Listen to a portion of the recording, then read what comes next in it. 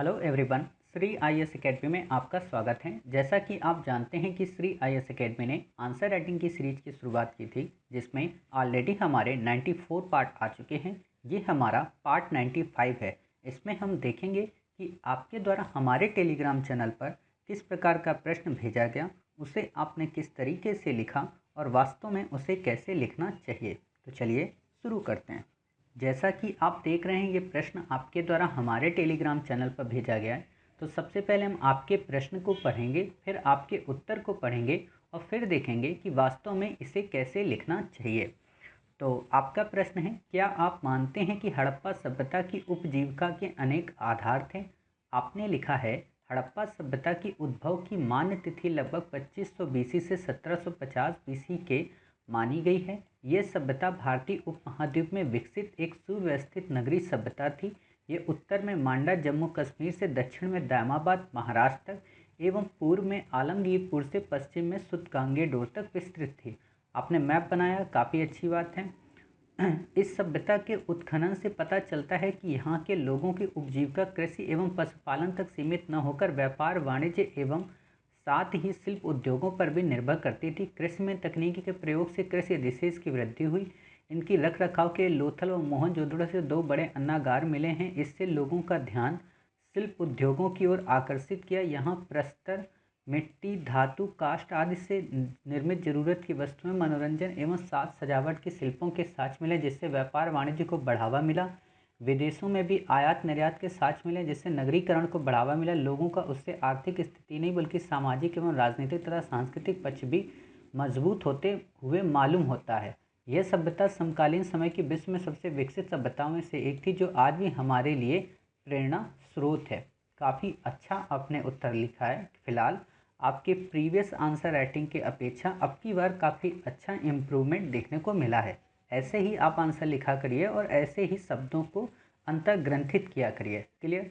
लेकिन फिर भी आप जानते हैं कि हम कुछ ना कुछ तो कमियां निकालेंगे, क्योंकि हमारा काम है कि आपको जिस लेवल पे आप हो उससे एक कदम और ऊपर ले जाना, अर्थात आपको श्रेष्ठ से हमेशा सर्वश्रेष्ठ की ओर उन्मुख करना। क्लियर? तो पहले हम आप ही के आंसर में कुछ कमियां निकालेंगे और फिर हम बताएंगे कि वास्तव में इसे और आप कैसे लिख सकते हैं। तो जैसा कि आपने देखिए यहाँ पे ये बता दिया, क्लियर, ये सारी चीज़ें कि ये कहाँ कहाँ पे थी। इसका मतलब समझते हो? आपने जब मैप बताया ना हड़प्पा सभ्यता का, ये इसमें ही समझ में आ गया इतनी लाइनें। आप लोग जब मैप बनाते हो तो मैप का मतलब ये थोड़ा ना होता है कि मैप आपने इसलिए बनाया है ताकि एग्जामिनर को समझ में आए। मैप बेसिकली इन 4 से 5 लाइनों को शॉर्ट फॉर्म में अपने आप समझा देता है। जैसे कुछ चीज़ें होती हैं ना, कि कुछ बातें ऐसी होती हैं जो बिना बोले ही समझ में आ जाती हैं, बिल्कुल वही चीज़ होता है मैप। कि मैप जब आप बना दिए तो एग्जामिनर को बिना बोले ही, अर्थात आप ये बिना 6 लाइनें लिखे ही समझा दी कि हाँ ये आलमगीरपुर साहब है, ये दामाबाद साहब है, ये सुतकांगेडोर है और ये मांडा है। जब आप ऐसा किया करें तो एक काम और कर लिया करें कि ऐसे आपने मान लीजिए मैप बनाया है, ठीक है, ये मांडा, ये सुतकांगेडोर, ये दामाबाद, ये आलमगीरपुर, यहाँ पे सोतरगुई है, ठीक है। तो आप क्या किया करें, यहाँ से ऐसे, क्लियर, यहाँ पे आपका क्या है, इस जगह पे बताइए मुंडी गाक है, ये सुतकांगेडोर, यहाँ से दामाबाद, क्लियर, ये आलमगीरपुर और ये मांडा। इसको पूरे को ऐसे हाईलाइट कर दिया करें कि ये हड़प्पा का क्षेत्र है। क्लियर? ऐसे यहाँ लिख दें हड़प्पा क्षेत्र, तो एग्जामिनर ये समझ जाएगा और आपको ये 7 से 8 लाइनें, 6 लाइनें नहीं लिखनी पड़ेंगी। क्लियर? तो आपके शब्द बच गए काफ़ी सारे। चलिए, अब आपने जब ये कर लिया तो फिर आप यहाँ से कहानी शुरू करें कि हड़प्पा सभ्यता के कई उत्खनन से हमें उसके उपजीविका के कई आधार मिलते हैं, और जैसा कि आपने बताया है कि कृषि एवं पशुपालन। अब जब आप ये चीज़ें बताते हो, ठीक है, तो क्या करना है आपको, यहाँ पे आपको ये बताना है बिल्कुल क्रम में, जैसे आपने यहाँ बताया है। हालांकि आप इसको क्रम में कर दो। क्रम में कैसे? कि हड़प्पा सभ्यता में कृषि अधिशेष की बढ़ी हुई मात्रा ने अनेक कृषि के इतर कार्यों को प्रमोट किया, जिसमें विविध शिल्प उद्योगों का विकास हुआ, और उन विविध शिल्प उद्योगों के विकास ने व्यापार वाणिज्य को उन्नत कर नगरीकरण को बढ़ावा दिया, जिससे कई प्रकार की उपजीविका के साधन उत्पन्न हुए। अब बता दो, चाहे वो मन का निर्माण की बात हो, चाहे धातु शिल्प की बात हो, चाहे खिलौनों की बात हो, आप ऐसे दर्शा दो, समझ गए, जैसे आपने किया। और जब आप बताते हो ये सारी चीज़ें आपने मान लीजिए बता दी हैं, ठीक है, तो आप क्या करें, यहाँ पे निष्कर्ष जब दें, जैसे कि आपने निष्कर्ष दिया है, ठीक है, काम चल जाएगा, सामान्य स्तर का निष्कर्ष है। अब आप इसको और बेहतर बना सकते हो कि उपर्युक्त बातों से स्पष्ट है कि हड़प्पा की जो सभ्यता थी या हड़प्पा सभ्यता की जो उपजीविका थी वो न केवल विविधीकृत थी, न केवल विशेषीकृत थी, बल्कि संपन्नत पूर्वक थी, जिसने आगे आने वाली कई सभ्यताओं या संस्कृतियों को एक सहायक की भूमिका या आप कह सकते हो प्रासंगिक रूप प्रदान किया। क्लियर? तो इससे आपका उत्तर काफ़ी अलग हो जाएगा अन्य की अपेक्षा। समझ गए? चलिए, इतना सारा आपने लिख लिया, अच्छी बात है। अब यहाँ पे एक और आप काम कर सकती हो, जैसे आपने यहाँ पे इतना बड़ा पैरा यूज किया ना, तो इतना बड़ा आप पैरा मत यूज किया करिए, आप यहाँ पे पैरा को छोटा कर दीजिए। छोटा का मतलब जैसे आपने यहाँ पे लिखा ना, इससे लोगों को ध्यान शिल्प उद्योगों की ओर आकर्षित हुआ। आप क्या करो कि अन्नागार से यहाँ से इस पैरा को चेंज कर दो। क्यों? क्योंकि यहाँ पे तो आपने एक पैरा चला ही रखा है, तो दो पैरा ये हो जाएंगे और निष्कर्ष का एक छोटा सा पैरा हो जाएगा, तीन पैरा आपके हो जाएंगे। क्लियर? तो अब आप समझ गए कि वास्तव में आपको थोड़ी थोड़ी मिस्टेक वो पूरी करनी है, जिससे आपका उत्तर पहले की अपेक्षा और बेस्ट हो जाएगा। समझ गए? अब हम क्या करते हैं कि इसको पूरी तरीके से एनालिसिस करते हैं। हालांकि इस प्रश्न के उत्तर को हम ऑलरेडी अपने हिस्ट्री ऑप्शनल बैक ईयर में करा चुके हैं, लेकिन हम फिर भी आपको एक बार और बेहतरीन तरीके से कुछ नए पॉइंटों को ऐड करते हुए बता दे रहे हैं। क्लियर?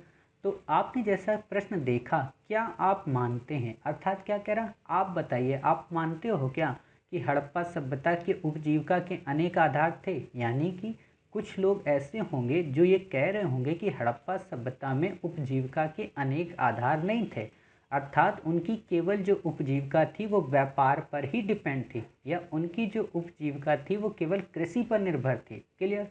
तो आप क्या बता सकते हो कि कुछ इतिहासकारों का मानना है कि हड़प्पा सभ्यता में उपजीविका के सीमित आधार थे, लेकिन कुछ इतिहासकार इसमें उपजीविका के विविध आधारों को दर्शाते हैं।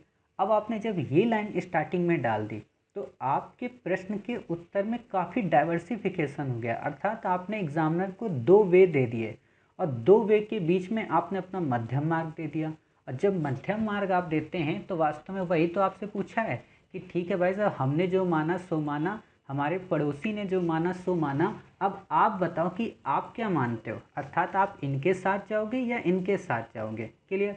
तो अब आप बताएंगे, और जब आप बताएंगे, आप बताएंगी, तो आप क्या करेंगी, आप ये कर सकती हैं इसमें कि हाँ ठीक है, हड़प्पा सभ्यता जो है वो 2500 बीसी से 1750 बीसी के आसपास मानी जाती है। मानी जाती है जब आप लिख देते हो ना, तो ये क्लियर हो जाता है कि इस डेट पे अभी लोगों को डिस्टरबेंस है या इस डेट पे अभी डिबेट है। क्लियर? अब आपने जब बताया तो आप बताओ कि हड़प्पा सभ्यता में उपजीविका के लिए न केवल कृषि थी, न केवल पशुपालन था, न केवल शिल्प था, बल्कि उन्नत व्यापार वाणिज्य भी था, जिसने उन्हें कई प्रकार के साधनों से संपन्न किया और उन्हें जीवन की आम जरूरतों की पूर्ति की, चाहे वो कृषि के द्वारा फसल अधिशेष की मात्रा हो, चाहे तकनीकी के द्वारा कई सारे उपकरणों का निर्माण हो, चाहे पशुपालन के द्वारा विविध प्रकार के जानवरों को पालने की उनकी शैली हो, या फिर व्यापार वाणिज्य के माध्यम से आयात निर्यात की वस्तुएं या उन वस्तुओं में उन्नतीकरण का प्रतिमान हो। क्लियर? आप ये सारी चीज़ें दर्शा दोगे। किंतु दूसरी ओर हम देखते हैं कि इस व्यापार वाणिज्य को प्रमोट करने में शिल्प की विविधता ने, शिल्प के विशेषीकृत ने उन्हें अग्रणी बनाया। शिल्प की जब विविधता या विशेषीकृत को हम देखते हैं तो उसमें न केवल हमें प्रस्तर उद्योग मिलता है, न केवल हमें मिट्टी उद्योग मिलता है, न केवल हमें धातु उद्योग मिलता है, बल्कि हमें काष्ठ उद्योग की भी विविधताएं झलकती प्रदर्शित होती हैं। और साथ ही ये भी स्मरणीय हो कि हड़प्पा काल पहला ऐसा काल था जिसमें कपास का एक अच्छा सा उपयोग हुआ और जिससे वस्त्र निर्माण की प्रक्रिया को भी बढ़ावा मिला। आप ऐसे इस चीज़ को लिख सकते हो। क्लियर? फिर आप क्या करोगे, निष्कर्ष कि उपयुक्त बातों और तथ्यों को देखने से ये स्पष्ट होता है कि हड़प्पा सभ्यता की जो शैली थी या हड़प्पा सभ्यता की जो उपजीविका थी वो न केवल विविधताओं से भरी थी, बल्कि उसमें विशेषीकृत का भी लक्षण विद्यमान था, जो कि वर्तमान सभ्यता या वर्तमान संस्कृति में भी देखे जा सकते हैं। क्लियर? तो इससे आपने एक नया डायमेंशन दे दिया, समझ गए। अब आप लोगों के कई बार क्वेश्चन रहते हैं कि सर जब हम कृषि लिखते हैं या जब हम व्यापार लिखते हैं या फिर जब हम शिल्प लिखते हैं तो उनमें हमें किन किन पॉइंटों को ध्यान में रखना पड़ता है।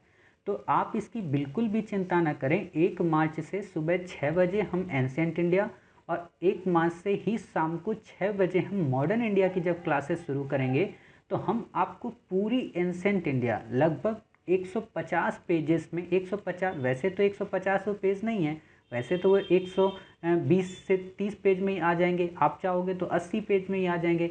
लेकिन मैं आपको एक एक फ्रेम बनाऊंगा, हर चीज़ का फ्रेम, कि कृषि का एक फ्रेम दे दिया तो 1 पेज में हो गया, फिर आपको मैंने व्यापार का दे दिया, और वो फ्रेम न केवल हड़प्पा में काम आएगा, न केवल वो वैदिक काल में काम आएगा, बल्कि मगध साम्राज्य, मौर्योत्तर, गुप्ता पीरियड, इन सब में वो काम आएगा। यहाँ तक कि आधुनिक जीवन में भी जब आप व्यापार के बारे में कुछ पॉइंट्स बताओगे तो वहाँ काम आ जाएंगे। क्लियर?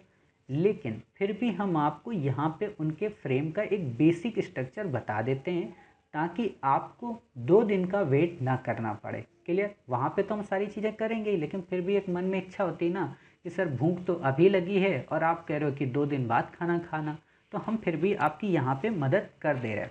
तो आप क्या किया करें, जैसे मान लीजिए आपको कृषि के बारे में लिखना है। देखिए मैं हिंदी नहीं लिख सकता हूँ इसमें, क्योंकि इसमें पेन नहीं है और माउस के जरिए ये सारी चीज़ें करनी पड़ती हैं। ठीक है, तो बस आप भावनाओं को समझिए कि कृषि के संदर्भ में आप लिख सकते हो फसलें कौन कौन सी होती हैं, आप उन फसलों को उपजाने के इनपुट्स या तकनीकें कौन कौन सी होती हैं, साथ ही उसमें पशुपालन में कितने प्रकार के विविध पशु होते हैं, आप इस चीज़ का उल्लेख कर सकते हो।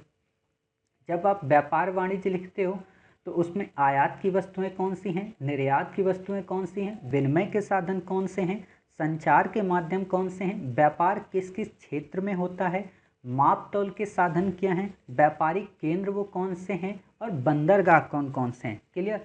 और वो कौन से लोग हैं जो उस व्यापार को प्रमोट करते हैं या व्यापार को करते हैं। समझ गए? जब आप शिल्प के बारे में लिखते हो तो मिट्टी का शिल्प कैसा है, अर्थात मृदु शिल्प कैसा है, काष्ठ का शिल्प कैसा है, धातु का शिल्प कैसा है, और प्रस्तर का शिल्प कैसा है। क्लियर? अब जब आप मिट्टी वाले में लिखते हो तो आपको पता हो कि मृदभांड थे, ईंटें थीं, खिलौना था और मूर्तियाँ थीं। जब आप प्रस्तर वाले में लिखते हो तो मनका, मोहर, मूर्ति और भवन निर्माण। जब आप काष्ठ वाले में लिखते हो तो नौका, फर्नीचर, घर निर्माण और खिलौने। समझ गए? इतने सब पॉइंट्स भी आते हैं। फिर आपका बचता है कौन सा, धातु का। धातु वाले में आप क्या लिखते हो कि कौन कौन से उपकरण थे, अलंकरण में कहाँ से उपयोग हुआ और मूर्तियों में क्या उपयोग हुआ। अलंकरण का मतलब आभूषण। क्लियर? फिर आपका अंतिम बचता है वस्त्र उद्योग। वस्त्र उद्योग में कपास और सूती वस्त्र। समझ गए? तो ऐसे आप इसको सारे फ्रेम को लिख सकते हैं। तो इस तरीके से न केवल आपने इस प्रश्न के 2 उत्तर देखे, बल्कि इस प्रश्न को बेहतर से और बेहतर कैसे बना सकते हैं उसकी भी समझ आपके अंदर डेवलप हुई। क्लियर? तो उम्मीद है आपको इस प्रश्न का उत्तर समझ में आया होगा। मिलते हैं हम अपने नए प्रश्न के साथ, तब तक अपना ख्याल रखिए और स्वस्थ रहिए।